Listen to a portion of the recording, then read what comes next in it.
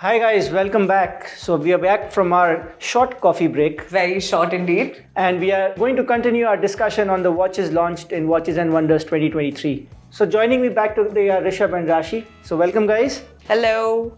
and let's get into it.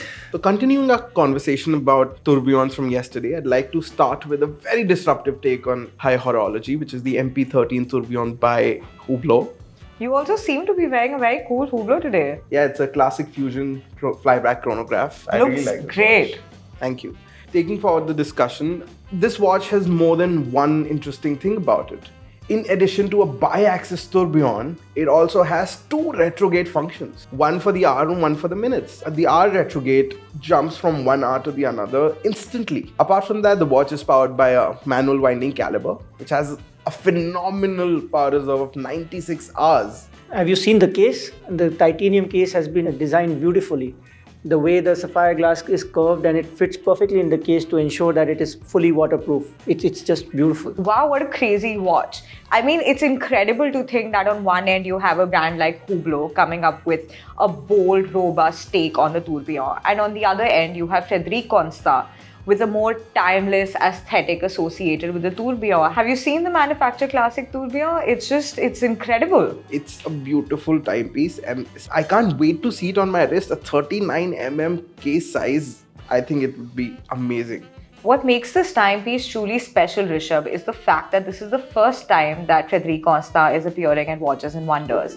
And over that, it's their 35th anniversary this year. It's an in-house developed tourbillon, entirely hand-assembled. I can't wait to see it either. It's incredible. Yeah, and if you see the finish on the tourbillon cage or even on the indexes, I mean, it's just pure classic beauty. I totally agree. And talking of special launches and first evers coming off Watches and Wonders this year, I have to mention the Japanese master watchmaker Grand Seiko. I mean, they've done it again and they've done it in style with the Tentograph. Moving away from the spring drive mechanism, this is actually Grand Seiko's first ever mechanical chronograph. The Tentograph actually gets its name from its incredible 10 beat per second movement. And not just that, in spite of the high frequency caliber, the watch still boasts of an incredible 3-day power reserve. It's so impressive. The Grand Seiko's new Evolution 9 case design, I think that's so contemporary, and this watch has a titanium case and bracelet. And have you seen the dial? It has such great play of light, multiple finishes. It's just phenomenal. Did you know the patterns on the dial are actually inspired by Mount Iwate, visible from the Grand Seiko studio in Japan? I mean, again, this is Grand Seiko taking inspiration from its surroundings, taking inspiration from nature, and just giving us an incredible timepiece. Well, that is Grand Seiko for sure. Another watch which has a beautiful dial is the new Panerai annual calendar. We were talking about a lot of firsts, so this is the first annual calendar that Panerai has launched and it's done in its radio mead line. It has a very clean way of displaying time. It is very legible. You have the day, you have the date, you have the month, but it's not crowding the dial. And the watch comes in a beautiful gold tech or a platinum tech case. These are proprietary alloys made by Panerai and much harder than the original materials. And if you see the dial, it's beautiful burgundy color in the platinum and a blue color in the gold.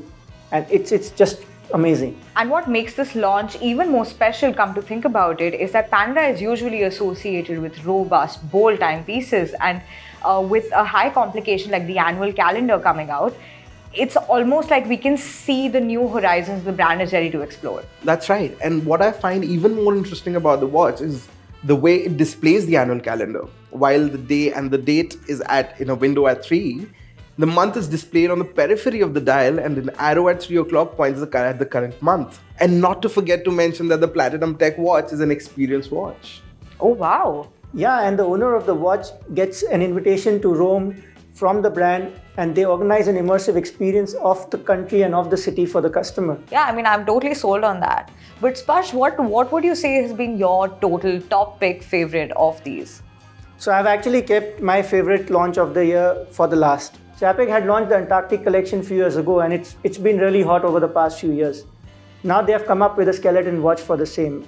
And it's not just that they have removed the dial and decorated the movement a little better to make it a skeleton. They have gone ahead and reworked the complete movement and it's become a new movement altogether. If you see, the small seconds has been moved to a smoke sapphire window between 4 and 5. The entire escapement has been flipped to give a better look to the watch. The micro rotor has been decorated on both the sides because now you can see it from both sides. And I just love the watch. It still retains the 40.5 mm size, which is for me very comfortable. It still has the interchangeable bracelets where you get an additional rubber or a leather strap with the watch, and you can change the bracelet easily. It still has the beautifully decorated movement. If you turn it around, you see the sand-blasted bridges which are there, and it's just a sight to look at. And to top it all, limited to just 100 pieces a year. It's fantastic. With all these incredible launches that we've spoken about, I just can't wait to get my hands on them. The impatience is killing me.